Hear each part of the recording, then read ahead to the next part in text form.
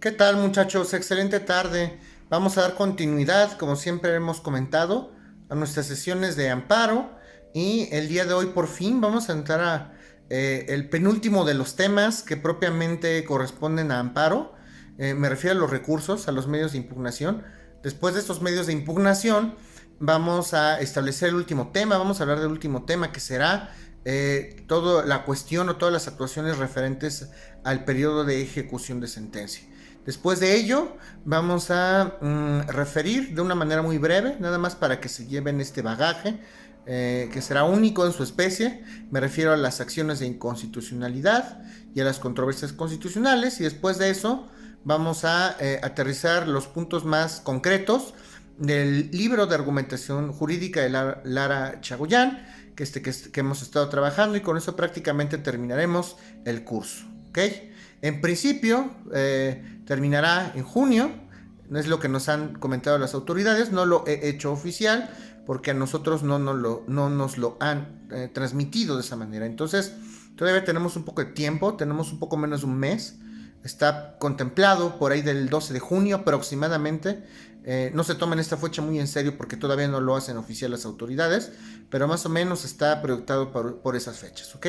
Bueno, entonces demos inicio a este nuevo capítulo de amparo. Ya empezamos con los temas más álgidos en materia de amparo, y me refiero a los recursos, el tema propiamente de recursos. Vamos a trabajarlo a través de un tema general que se le conoce como medios de impugnación. Vamos a hablar entonces el día de hoy, vamos a empezar porque no nos va a dar tiempo. Son muchísimos temas, muchísimas particularidades, pero hoy vamos a empezar a trabajar los medios de impugnación en materia de amparo. Pues lo primero que tenemos que entender es que los medios de impugnación o los recursos, recuerda que la palabra recurso viene de la etimología re y curso, que significa volver a retomar el camino, ¿ok?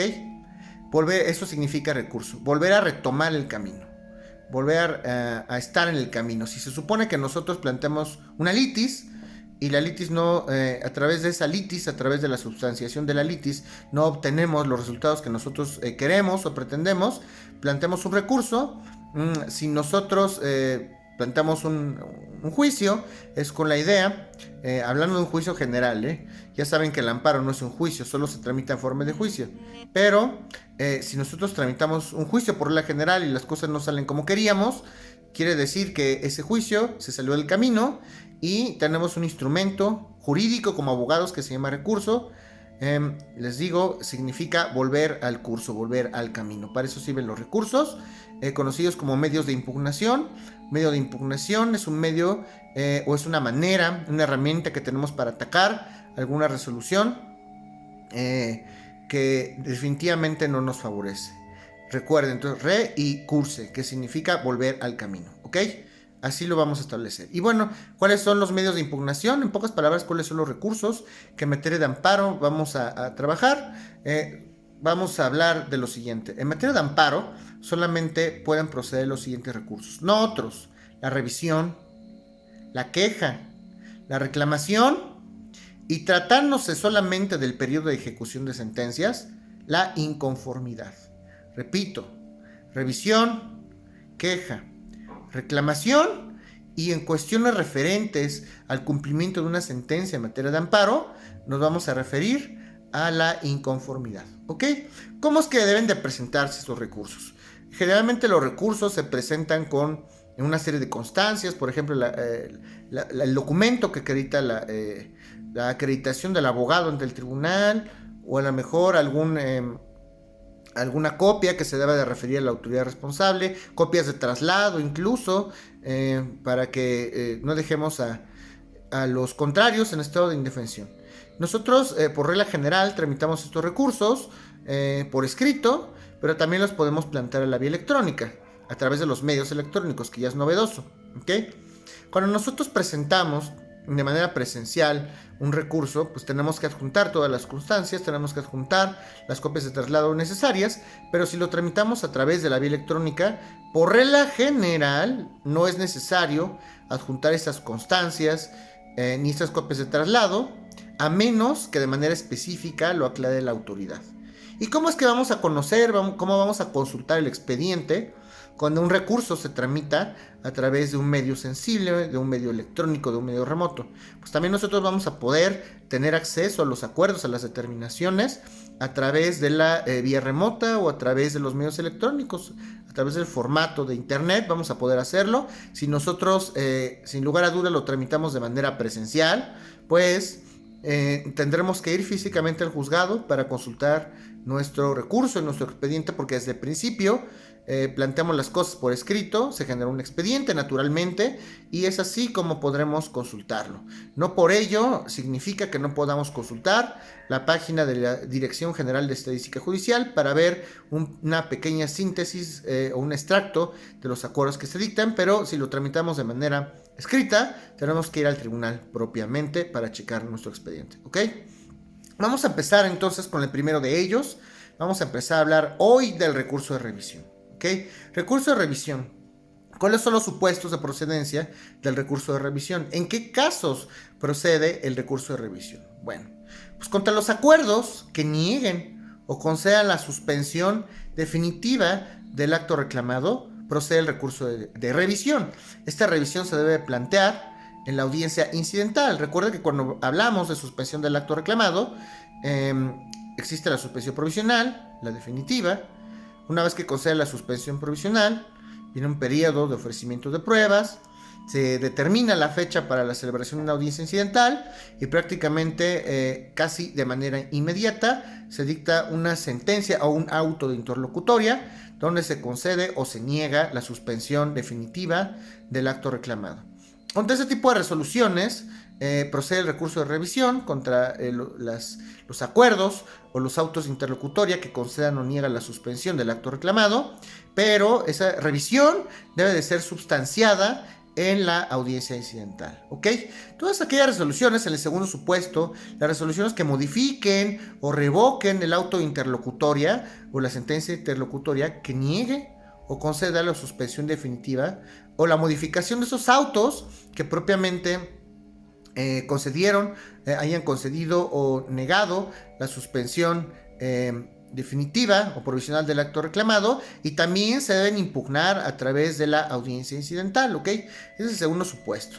Tercer supuesto, todas aquellas resoluciones que resuelvan el incidente de reposición de constancias de autos. Este incidente ya lo vimos. Recuerden que el incidente de reposición de constancias de autos se refiere propiamente cuando desaparece por ahí mágicamente alguna actuación, algún acuerdo del expediente porque se extravió, porque no está completo o porque lo cosieron mal y se extravió algún documento. Ya hablamos de este incidente en el capítulo de incidentes, naturalmente. Pues todas aquellas resoluciones que recaigan a este incidente de reposición de autos se pueden impugnar a través del recurso de revisión, ¿ok? Ahora, siguiente supuesto, esto es importante, todas aquellas resoluciones que declaren el sobreseimiento del juicio de garantías del amparo fuera de la audiencia constitucional. Si me sobreseen mi amparo antes de la audiencia constitucional, recuerden las causales de sobreseimiento, admiten y luego se sobreviene alguna de las causas de los artículos 61 y 63 de la ley de amparo que se refieren a improcedencia y sobreseimiento. Si el juez decide o el colegiado decide sobreseer el juicio de amparo, que generalmente en un amparo directo no se lleva a cabo esto. Generalmente esto siempre es un amparo indirecto. Es muy complicado que un tribunal colegiado sobresea, a menos que deseche por improcedente porque se presentó fuera de tiempo. Entonces prácticamente esto se observa nada más en amparo indirecto. Cuando sobreseen el juicio de amparo, es procedente el recurso de revisión, ¿ok? Y bueno, en esos casos se debe impugnar también inmediatamente después de que se pronuncie el auto donde sobresee el juicio de amparo, ¿ok? Las sentencias pronunciadas en la audiencia constitucional deberán también impugnarse los acuerdos que son referentes a este sobreseimiento y que se hayan pronunciado en dicha audiencia. Esto quiere decir que si yo estoy impugnando un auto que me sobresee el juicio de garantías y hay antecedentes. Antes de ello hay una serie de acuerdos o determinaciones que también se entrelazan o se concatenan o se engarzan con este sobreseimiento. También se deberán impugnar al momento o señalar al momento en que se impugne a través del recurso de revisión por este sobreseimiento del juicio de garantías. ¿Ok? Esos son los supuestos propiamente. En amparo indirecto. Ahora hablemos de amparo directo. Recuerden ustedes, ya lo habíamos platicado muchísimo, lo habíamos platicado hasta el cansancio, que el amparo directo prácticamente es muy complicado que prospere el recurso de revisión porque son causas muy concretas. Una vez que se dicta por parte del tribunal colegiado una sentencia donde se negara la protección constitucional, prácticamente ya no hay nada que hacer. Sí procede el recurso de revisión y lo vamos a ver en este momento, pero solamente contra estos actos muy concretos. El recurso de revisión solamente procede en amparo directo, procede la revisión contra las sentencias que resuelvan específicamente respecto de la constitucionalidad de normas generales, o sea, amparos contra leyes, que establezcan interpretaciones directas de algún precepto de la Constitución, que alguna resolución que haya interpretado algún artículo de la Constitución, propiamente dicho, referente a derechos fundamentales, referente a derechos humanos o a prerrogativas fundamentales o derechos fundamentales previstos en tratados internacionales respecto de los cuales México sea parte, ¿ok? Solamente en esos supuestos, tratados internacionales, cuando omitan resolver alguna de estas sentencias que se impugnen a través del recurso de revisión respecto de estos derechos fundamentales, recuerden entonces, amparo contra leyes, interpretación de normas de la Constitución, y cuando esas interpretaciones o ese amparo contra leyes se refiere a alguna interpretación referente a algún derecho fundamental, alguna garantía individual en derecho nacional o en tratados internacionales, ¿ok? Cuando se emite resolver respecto de estos derechos fundamentales, a pesar de que se hayan planteado en el amparo directo. ¿Qué pasa si en el amparo directo estoy planteando la violación de algún derecho fundamental, que debiera ser así, naturalmente, y el juez, o más bien en este caso el tribunal colegiado, no lo resuelve? Pues si tuviera por ahí, si fuera un criterio relevante, porque también se tiene que considerar un criterio relevante con base en acuerdos generales que tiene que emitir el Pleno de la Suprema Corte de Justicia de la Nación, y solamente en ese caso, solo en ese caso puede proceder la revisión en el amparo directo, en la revisión contra la sentencia que niegue la protección constitucional, o contra la sentencia del amparo que se dicte por parte de un tribunal colegiado, del amparo tramitado en la forma directa por parte de un colegiado, y solamente esta revisión solamente se deberá abocar o se deberá ceñir a resolver estas cuestiones de constitucionalidad sin resolver ningún otro tema, porque todo lo demás se asume que ya quedó firme por parte de la resolución del tribunal colegiado del circuito, ¿ok? Este es el único supuesto, el único en derecho positivo mexicano en el cual es procedente el recurso de revisión en materia de amparo directo. Entonces ustedes pierden una litis natural, un juicio civil, ordinario civil, juicio ejecutivo mercantil, y de pronto quieren plantear después del amparo directo un recurso de revisión, pues piénsenlo muchas veces, porque recuerden que por ahí hay hasta conductas posiblemente delictivas. Ya vimos el capítulo de delitos en materia de amparo. Recuerden que incluso hasta para los abogados hay delitos y podemos por ahí incurrir, si no somos cuidadosos, en algún delito, y hasta el ejercicio profesional les puede costar. Entonces tengan cuidado, ¿ok? Eso por lo que se refiere a los supuestos de procedencia. Por ahí hay una regla que obtuvo una resolución favorable. Vamos a hablar de la revisión adhesiva. Aquella persona o aquel quejoso, vamos a pensarlo así, que obtuvo una resolución favorable en el juicio de garantías, o más bien en el amparo tramitado en forma de juicio. ¿Qué pasa en ese supuesto? Si yo obtuve una resolución favorable, puedo adherirme. Obviamente a lo mejor va a haber una parte que no está de acuerdo. Si gana el quejoso, tal vez el tercero interesado desee plantear el recurso de revisión. Si hay alguna cuestión que a mí como quejoso considero que me ocasiona por ahí algún perjuicio, pues podría plantear una revisión. Me adhiero a la revisión que planteó mi contrario, o incluso quejoso pudo haber ganado, pudo haber perdido, plantea un recurso de revisión y el tercero interesado también se puede adherir a ese recurso de revisión y a eso se le llama revisión adhesiva. Una vez que se dicte, si yo planteo recurso de revisión, yo como quejoso, y el tercero interesado, por ejemplo, quiere plantear una revisión adhesiva, tiene 5 días para plantear su revisión adhesiva, contados a partir del día en que surtió efectos la notificación del acuerdo donde tiene por admitido el recurso de revisión. ¿Okay? A partir de que se admite el recurso de revisión, se dicta un acuerdo, tiene que surtir efectos y a partir de ese momento empiezan a correrse 5 días para que la persona que se quiera adherir a ese recurso de revisión pues pueda hacerlo.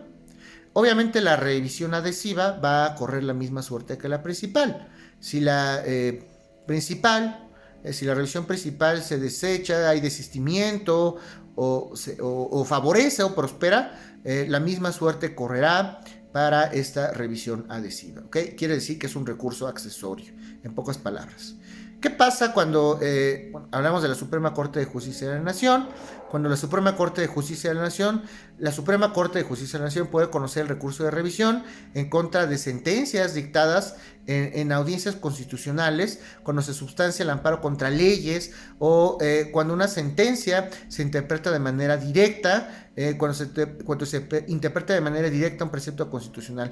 En esos supuestos también, obviamente la Corte, porque es el órgano supremo en materia jurisdiccional, pues claro que puede conocer el recurso de revisión y son en estos supuestos. Repito, en audiencias constitucionales, cuando se substancia o se tramita algún amparo contra leyes, claro que puede conocer la Corte, o cuando se dicta alguna sentencia que interprete algún artículo o algún precepto directo de la Constitución y en el recurso subsiste todavía el problema de constitucionalidad o de interpretación de una norma, la Corte puede conocer estos recursos.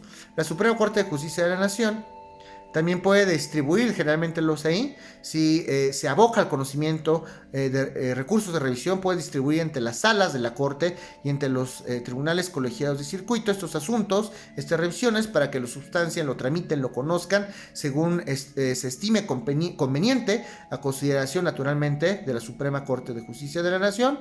En los casos propiamente que no están previstos, en lo que hemos comentado, los tribunales colegiados de circuito podrían conocer o tendrían que conocer del recurso de revisión. Recuerden ustedes que en el caso del amparo indirecto, cuando se niega la protección constitucional, cuando se sobresee, yo todavía tengo por ahí algún recurso y si planteo alguna revisión en cuestión de amparo indirecto, la autoridad federal que lo conocerá y lo resolverá será el tribunal colegiado de circuito.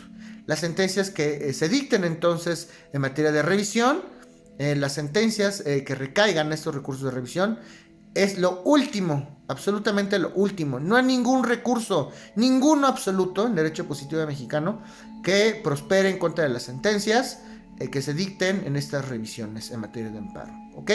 Vamos a dejarlo por ahí para que puedan digerir esta información. En la próxima sesión vamos a seguir platicando de este recurso de revisión. Ya estamos en los temas más interesantes, en los temas más técnicos de amparo. Si tienen alguna duda, si tienen algún comentario, reitero, con mucho gusto me lo hacen saber a través de los medios que ya conocen, el WhatsApp, el chat, un mensaje de texto, un mensaje de voz, el Classroom, y con mucho gusto se lo responderé. Estoy a sus órdenes y tengan una excelente tarde.